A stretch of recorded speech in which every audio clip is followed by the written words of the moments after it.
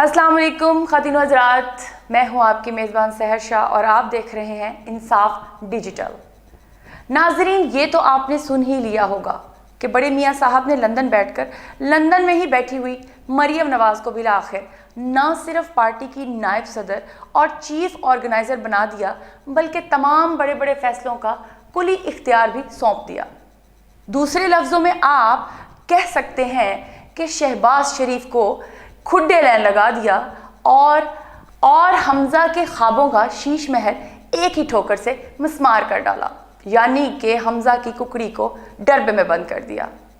ये तो आने वाला वक्त ही तय करेगा, लेकिन शरीफ खानदान में सियासी इक़्तिदार और पार्टी की इख्तियारात की मुंतकली का आगाज़ हो चुका है।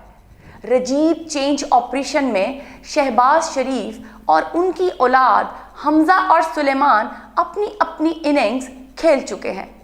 दरअसल सियासी वरासत की तकसीम का आगाज़ तो मरहुमा कलसूम नवाज़ की ख्वाहिश पर उनकी ज़िंदगी में ही हो गया था, जब मरियम नवाज़ को सियासत के मैदान में उतारा गया।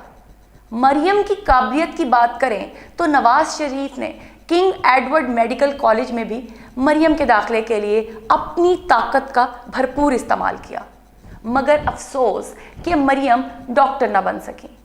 फिर नवाज शरीफ की लाडली मरियम नवाज़, जिनको वो प्यार से पिंकी कहते थे, को कनेट कॉलेज में दाखिले का शौक चुराया, तो वहाँ भी मरियम मेरिट पर पूरा ना उतर सकी। मरियम की ख्वाहिश पूरी ना करने की पादाश में कनेट कॉलेज की प्रिंसिपल मीरा फेल्बोस को नौकरी से निकाल दिया गया, जिस पर इंतज़ामिया और तालिबात के एहतजाज के बाद मीरा फेल्बोस को नौकरी पर बहाल करना पड़ा। फिर जैसे तैसे मरियम नवाज़ का लाहौर की एक यूनिवर्सिटी में एमए इंग्लिश में दाखिला हुआ। खैर, हम बात कर रहे थे शरीफ फैमिली की सियासी वरासत की। 2007, जी हाँ, 2007 की वकला तहरीक में हमजा शहबाज शरीफ अपने ताया की ज़ेरे सरपरस्ती सियासी तरबियत हासिल कर रहे थे। लॉन्ग मार्च के दौरान वो नवाज शरीफ की गाड़ी चलाते हुए भी दिखाई दिए, जिससे ये तासुर आम हो गया था कि हमजा ही नवाज शरीफ के सियासी जानशीन बनेंगे। लेकिन ये मरहुमा कलसूम नवाज़ को गवारा ना था। वो चाहती थी कि नवाज शरीफ अपनी औलाद में से ही किसी को अपना सियासी जानशीन बनाए। चुनाचे नाकदीन के मुताबिक ये तय हो गया कि नवाज शरीफ अपनी बेटी पिंकी, जिसे किसी बड़े तालीमी इदारे में मेरिट पर दाखिला तक नहीं मिला, उनको सियासत में लॉन्च कर दिया गया। फिर देखने वालों ने मरियम का वो रूप भी देखा, जिसमें एक डरी सी सहमी सी घरेलू लड़की, जिसे 10-20 लोगों के दरमियान बोलने में भी दुश्वारी होती थी। इनकी सियासी तरबियत के लिए साबिक सूबाई वज़ीर और बेगम कलसूम नवाज़ की करीबी सहेली मोहतरमा ज़किया शाहनवाज़ को जिम्मेदारी सौंपी गई, जबकि मरियम को शरीफ फैमिली का ब्रांड बनाने के लिए मरहूम नवाब इफ्तिखार अहमद ममदोड की बहू, जो लाहौर में एक नामवर ब्यूटी सैलून चलाती हैं, उनको मरियम नवाज़ के लबासो अंदाज, ज्वेलरी और बनाव सिंगार की जिम्मेदारी सौंपी गई। यूँ मरियम की ग्रूमिंग करके उन्हें लोगों के मजमे में बातचीत और मीडिया इंट्रैक्शन के काबिल बनाने के लिए बाकायदा तरबियत दिलाई गई, और इस काम पर सरकारी खजाने से बेदरेग रकम लुटाई गई। वक्त गुजरते हमने देखा कि मरियम ने पॉलिटिकल ग्रूमिंग से ज़्यादा सेल्फ ग्रूमिंग पर तवज्जो देना शुरू कर दी। यही वजह है कि आज मुल्क को दरपेश मसाइल के हवाले से कभी मरियम की सियासी बसीरत का अमली नमूना तो किसी को नज़र नहीं आया, लेकिन लाखों के ब्रांडेड बैग, कपड़े, जूते और मेकअप ही नज़र आया है। ये कुल मिलाकर मरियम की असली काबिलियत ठहरी। लेकिन अब मियाँ नवाज शरीफ को कलसूम नवाज़ की हस्बे ख्वाहिश मरियम को पार्टी की सदारत सौंप दी है। कल जब नून लीग में वज़ीर आज़म के इंतखाब का मामला होगा, तो नवाज शरीफ का पहला और आखिरी इंतखाब अपने अलावा यकीनन मरियम ही होंगी। इतना ही नहीं, मरियम की अभी अपनी सियासी तरबियत मुकम्मल नहीं हुई थी कि मौरूसी सियासत का एक और चराग रोशन करने की तैयारियां की जा रही हैं। जी हाँ, बिल्कुल, जुनैद सफ्दर।